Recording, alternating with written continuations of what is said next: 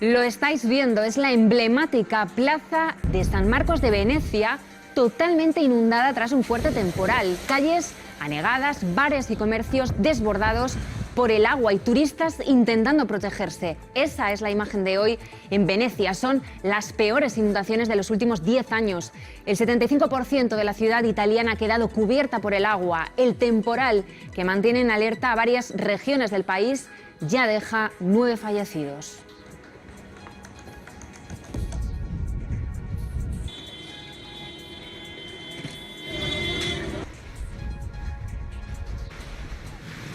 Hoy hemos asistido a una situación a la que desgraciadamente estamos acostumbrándonos desde hace años y que en cualquier democracia sólida sería seriamente castigada.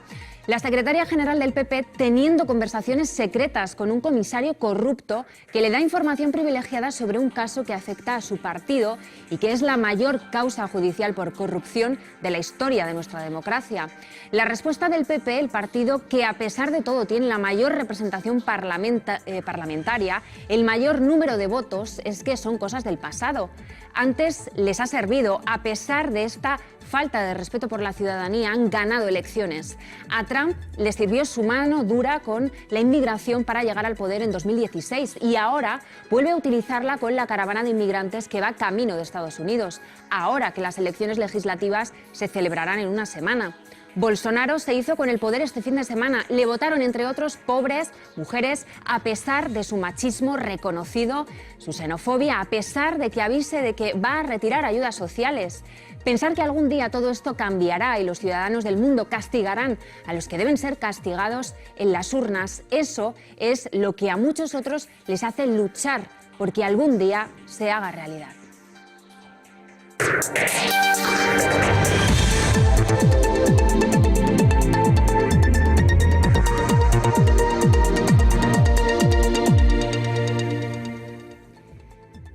Albert Rivera se desmarca del PP en la mesa del Congreso y desbloquea así el debate de la ley de estabilidad, la llave para que los presupuestos de Sánchez puedan aprobarse saltándose el veto del Senado. Un giro que ha molestado al PP y que podría tener mucho que ver con una estrategia electoral de cara a los próximos comicios andaluces. Rivera sigue manteniendo que el no de Ciudadanos a las cuentas públicas es firme, pero la formación naranja acude a las urnas deshaciéndose de su alianza con el PP. Mientras tanto, Sánchez dispuesto a negociar. El Gobierno está abierto a hablar con todos y cada una de las fuerzas parlamentarias del Congreso de los Diputados, a izquierda y a derecha, para lograr los mejores presupuestos que necesita España para el próximo año. Estoy dispuesto a estudiar todas las propuestas de la oposición que sean razonables para mejorar el presupuesto, porque creo que estos presupuestos son unas cuentas públicas sensatas que dan estabilidad y seguridad al país. Por tanto, yo hago una apelación a Ciudadanos a que en esto seamos responsables, vayamos juntos y no facilitemos un mal presupuesto que es la semilla de una nueva recesión para España. Nosotros vamos a votar con las dos manos en contra de estos presupuestos, vamos a evitar por todos los caminos y por todos los instrumentos que tengamos, vamos a evitar que estos malos presupuestos se pongan en marcha. Y yo le pido al Partido Popular que no nos deje tirados, que no se equivoquen de adversario, que el adversario es el sanchismo, que el adversario es Junqueras. Que es una buena noticia que Ciudadanos se haya replanteado su estrategia de ser la muleta del Partido Popular en el filibusterismo parlamentario, porque básicamente había jugado un papel profundamente antidemocrático. Ayer era su marido, pero hoy hemos sabido que Dolores de Cospedal, siendo la secretaria general del PP en 2009, mantuvo otra reunión secreta en la sede de Génova con el excomisario Villarejo. En ese momento la sede estaba en obras, las famosas obras de Génova 13 pagadas con dinero negro. El comisario entró sin que nadie pudiera verle en un coche camuflado y facilitado por su marido, por el marido de Cospedal. Estoy yo sola, Mariano ha salido, le dice en esos audios Cospedal a Villarejo en su despacho de Génova. La Gürtel hacía temblar a los populares y de esa reunión extrajo información privilegiada, policial y judicial. 2 semanas después, la exministra denunciaba en los medios escuchas a su partido. reunidos en secreto en la mismísima sede del Partido Popular en Madrid. María Dolores de Cospedal, número 2 del PP, cita al comisario Villarejo. Es 21 de julio de 2009. El caso Gürtel ya ha estallado. No, que no hay nadie ahora. Pues como estamos con el de verano y esta planta está en obras, pues aquí no hay nadie. Aquí estamos solo Mariano y yo. Y esta tarde ahora no estamos, o sea que no hay nadie. Cospedal tiene que gestionar la crisis que sacuden los pilares de su partido. Villarejo presumía de tener información privilegiada. ¿Qué tal? ¿Cómo estás? Encantada, muchas gracias. ¿Un café o algo? Sí, un cafelillo. Según publica el digital Moncloa.com, el encuentro dura 1 hora y media. Es su marido, Ignacio López del Hierro, el encargado de preparar y garantizar la privacidad del encuentro. Yo te recojo un coche que haya sentado. Cuando tú me digas, vamos a Génova, entramos en el garaje, y de ahí al control que se va al despacho de y ya está. Luego sales por el garaje, el coche te lleva 10 días y punto. Ambos insisten en la importancia de preservar la confidencialidad. López del Hierro asegura incluso que tiene un seudónimo para hablar de él con Cospedal, Pepe Pérez. Yo siempre con ella te pongo con el seudónimo. Ya verás Pepe Pérez, vengo de Pepe Pérez. Siempre. Muy bien. Siempre porque hablan en reiteradas ocasiones con el mismo fin: conocer de primera mano la información policial y judicial que afecte al partido. Es que me preguntaba nuestra amiga.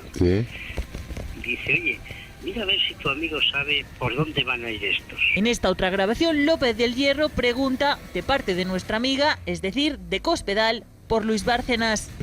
Hay mucha chicha. Mucha más de la que él se cree. Él tiene hecho 4 números y tal, porque piensa que le cuadran, pero hay muchos datos fuera. Oye, ¿tú crees que el juez le imputa? Yo creo que sí. Las grabaciones de Villarejo sumergen en las cloacas del Estado todavía más a Cospedal, aunque ella asegura que las conversaciones no cambiaron nada.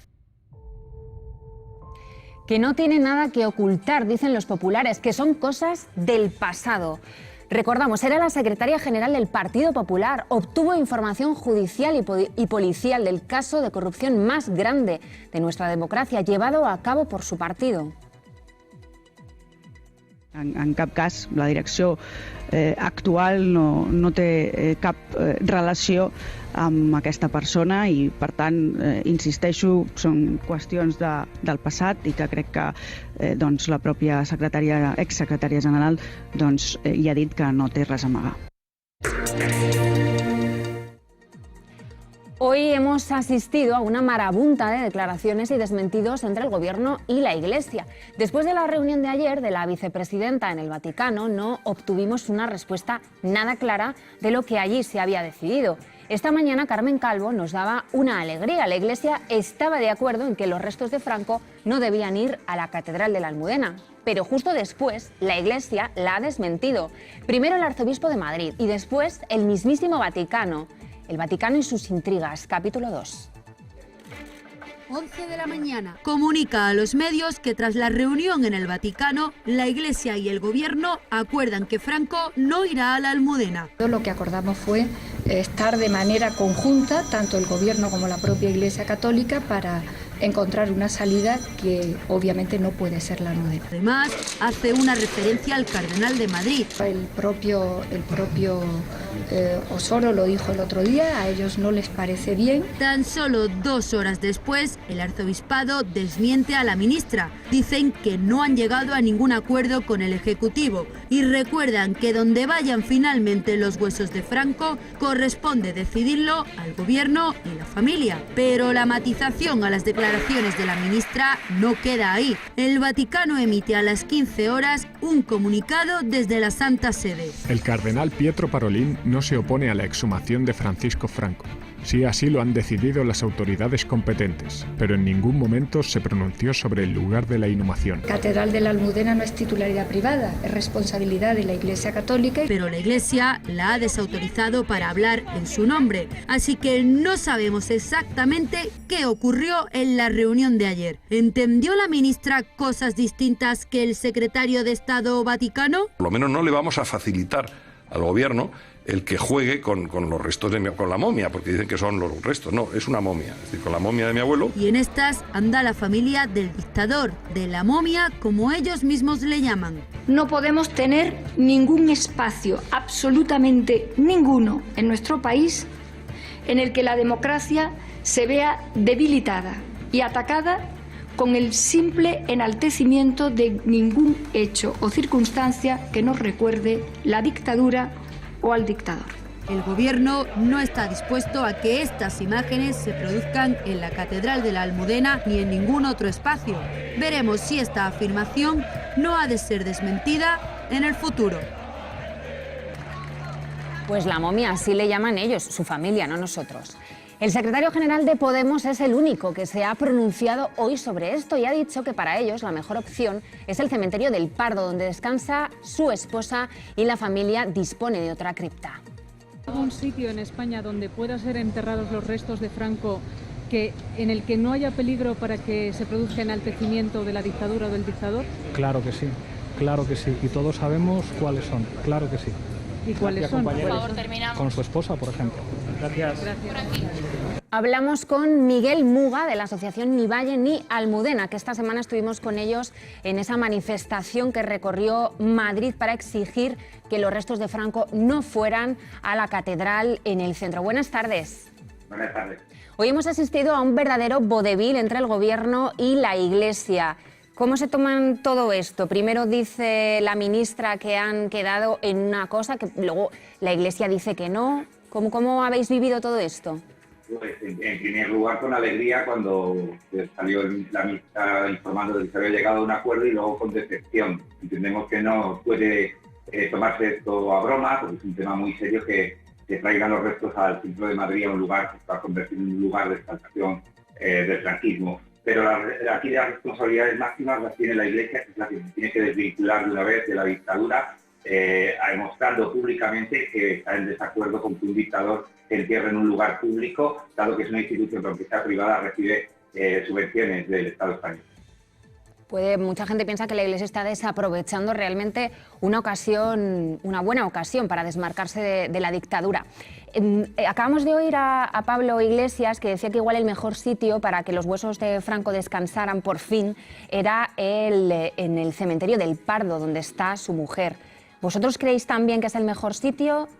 Nosotros estaríamos a favor de lo que pasó en una democracia como la alemana, que es que con los restos de Rudolf Hess, la presidenta de Alemania, Angela Merkel, llegó a un acuerdo con la familia y con la Iglesia para que ese lugar se dejara de convertir en un lugar de exaltación del nazismo y sus restos se entregaron al mar Báltico. Entendemos que en España eso es imposible, dado la herencia de los hijos sigue manteniendo la defensa de la dictadura y del fascismo. Entonces, lo que hemos reivindicado desde la campaña que estamos llevando de Ni Almudena ni Valle es que se entierre en un lugar que no sea público, que no sea de exaltación y que se adopten las medidas para que no sea un lugar donde se vaya a hacer el recuerdo de la dictadura y del fascismo. Pues vemos qué pasa con todo esto, porque es un capítulo diario. Miguel, muchísimas gracias. Muchas gracias a vosotros. Hoy hemos vuelto a ver en el Congreso a Rosa María Mateo, administradora provisional de Radio Televisión Española, y hemos vuelto a verla pasando un mal rato. Ha tenido unas palabras con el portavoz del PP, partido que le acusa de tener una sociedad privada a través de la cual elude el pago de impuestos. Las acusaciones del PP sin pruebas no se quedaban en esto, iban más allá. El PP ha sacado a colación la audiencia de los informativos, que durante su gobierno, por cierto, cayó en picado. Y lo que más escandaliza, el PP denuncia la falta de la pluralidad actual del ente público. Llama ciertamente la atención cuando hasta el Europarlamento llegó a pedir en mayo explicaciones al gobierno de Rajoy por la manipulación informativa que se estaba llevando a cabo durante su gobierno. Tengo que decir, señor Moreno, algo a lo que le voy a contestar. Sí, pero algo le voy a contestar. Es usted muy mezquino y muy miserable. Perdone que se lo diga. Le voy a decir por qué. Señor presidente, porque ha sacado a mi hijo a relucir. Señor Moreno, perdón. no tiene la palabra, señor Moreno. Usted ha sacado a mi hijo a relucir. Señora Mateo, no tiene la palabra, por favor. Vale, me callo. Pues 7.000 personas continúan su camino hacia Estados Unidos huyendo del hambre y de la pobreza, mientras Trump trata de evitarlo por todos los medios.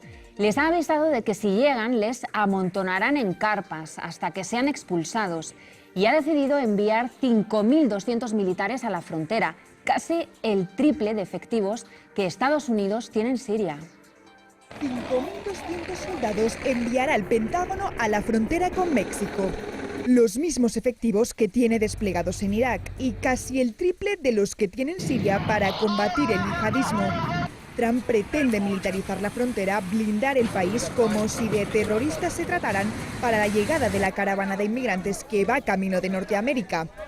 Por si los 5.200 soldados no fuesen suficientes, hay que sumar otros 2.092 soldados de la Guardia Nacional que ya mandó Trump el pasado abril por la llegada de otra caravana. Pero estas declaraciones no son en vano. Estamos a 7 días de las elecciones legislativas en las que Trump se juega la mayoría en el Congreso. Y sus comentarios anti-inmigración le sirvieron de mucho en las elecciones de 2016. We will build a great wall along the southern border, and Mexico will pay for the wall. Consiguió así, mediante la demonización de los inmigrantes, When Mexico sends its people, they're not sending their best. They're bringing drugs, they're bringing crime, they're rapists. Entrar en la Casa Blanca. La Convención de Ginebra reconoce a los inmigrantes su derecho a pedir asilo cuando llegan a un puesto fronterizo. Estados Unidos no puede evitar darles cobijo, al menos mientras esperan este permiso. Por eso, la estrategia es desalentarles, que se den la vuelta y vuelvan a su país. Muchos miembros de bandas y algunas malas personas se mezclan en la caravana que se dirige a nuestra frontera sur. Por favor, volved. No seréis admitidos en Estados Unidos a menos que lleguéis a un proceso legal. Es una invasión a nuestro país y nuestros militares os están esperando. Cruel y con la nula empatía que le caracteriza, Donald Trump anuncia ciudades de carpas para los miles de migrantes que llegan a Estados Unidos desde Honduras. We're going to build tent cities. We're going to put tents up all over the place. We're not going to build structures and spend all of this, hundreds of millions of dollars. We're going to have tents. They're going to be very nice and they're going to wait. And if they don't get asylum, they get out. Quiere que desistan en su empeño. When they find out that happens, you're going to have far fewer people come up. Helicópteros con radares especiales de visión nocturna. Alambres para una reja de 200 kilómetros de longitud. Trump echa el resto para que los hondureños no hagan pie en suelo estadounidense. Pues las consecuencias de esta política de Trump no son otras que más racismo y más odio. El pasado 27 de octubre se producía en una sinagoga de Pittsburgh un ataque antisemita que dejó 11 muertos cuando un hombre abrió fuego en plena ceremonia. Responsables judíos de la ciudad acusan a Donald Trump a través de una carta abierta de ser el responsable de esta situación con su discurso de odio. El presidente anuncia una visita al lugar de los hechos, pero los colectivos judíos ya han anunciado que no será bien recibido. Esta violencia, dicen, es el resultado directo de su influencia.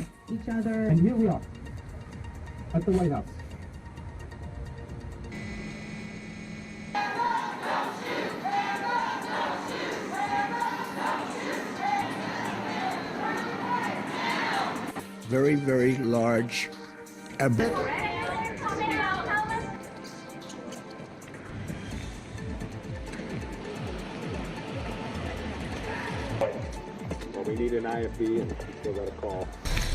Pues nos vamos. Mañana nos volvemos a encontrar aquí en Público al Día. Esta noche, Juan Carlos Monedero en La Frontera. No os lo perdáis. Existe un lugar desde donde se reivindica el análisis, el derecho a la memoria, la empatía, la reflexión, el diálogo y la investigación. Un lugar en el que el periodismo se queda del lado de las personas, haciendo de la información conocimiento y arrojando luz donde los poderes ponen sombra. Únete a nosotros. Entra en comunidad.publico.es y descúbrelo.